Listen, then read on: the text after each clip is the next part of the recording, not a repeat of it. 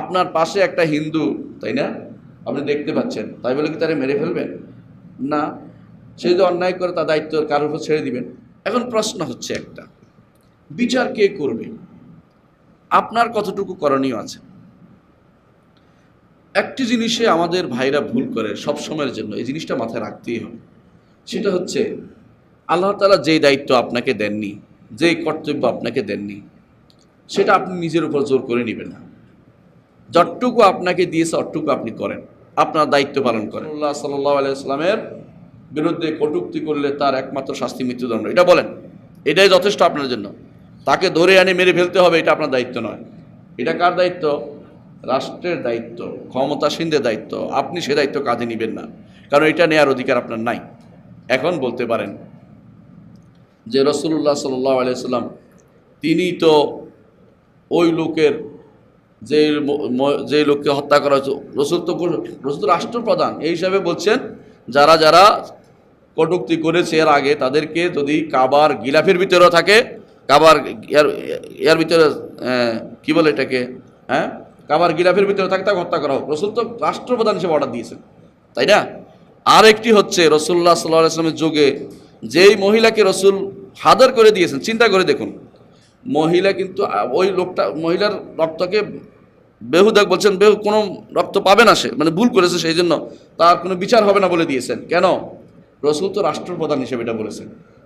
রাষ্ট্রপ্রধান যদি কাউকে কোনো কাজে মাফ করে দেয়, ক্ষমা করে দেয়, আপনার কিছু বলার নেই। যেই রাষ্ট্রে এরকম জানেন যে, যেমন জারির ইবনে আব্দুল্লাহ আল বাজালি রাদিয়াল্লাহু আনহু, তিনি দেখলেন এক লোকে, এই হাদিস দ্বারা প্রমাণিত, এক লোকে গরুর সামনে পিছন দিয়ে ঢুকে সামনে দিয়ে বের হল। অর্থ কি? জাদুকর, নিজে জাদুকর হইয়া নিজে হইয়া গরুর পিছন দিয়ে ঢুকে সামনে দিয়ে বেরকম। উনি বুঝলেন যে জাদু, উনি এক কোপে কেটে ফেললেন। কার সময়? ওমরের সময় সেটা। এবং বললেন যে যখনই এরকম দেখে সেখানে কাঠ কেটে ফেলাই নির্দেশনা। আপনি কি এখন জাদুকর কাটতে পারবেন? কেন পারবেন না? কারণ আপনাকে এই ক্ষমতা ওমরও দেয়নি, এই ক্ষমতা আল্লাহ রাসূলের দেন। অর্থাৎ রাষ্ট্রপ্রধান যদি কোনো আইন বাস্তবায়নের বিধান দিয়েই থাকে মানুষদেরকে, তখন সেটা করতে পারে। এইখানে হচ্ছে তাকে সেটা অনুমতি দেয়া ও তাকে দিয়ে দেওয়া হচ্ছে। কেন রসুলের কাছে আসছেন? কারণ আমি এটা করলাম, কি করলাম? রসুল বললেন যে তুমি কাজটা তোমাকে এটাকে অনুমতি দেওয়া হলো, কাজটা তুমি বাস্তবায়ন করে ফেলেছ, এটাই কথা। রসুলের যুগে তাশরিয়ের যুগ, সেই জন্য তিনি সেটা করেছেন। রসুলের সামনে সেটা হয়েছে, ওই যুগে হয়েছে বলেই রসুল ওটাকে মাফ করে দিয়েছে। আপনাকে তো কেউ মাফ করবে না, আপনার তো বিচার হবে। আপনাকে তো এই অধিকার দেওয়া হয়নি। রসুলের যুগে আলাদা কোনো প্রশাসনিক ব্যবস্থা ছিল না যে ওখানে কাজাইয়া মামলা দিবে, সেখানে বিচার হবে, তার এই হবে, ছিল না।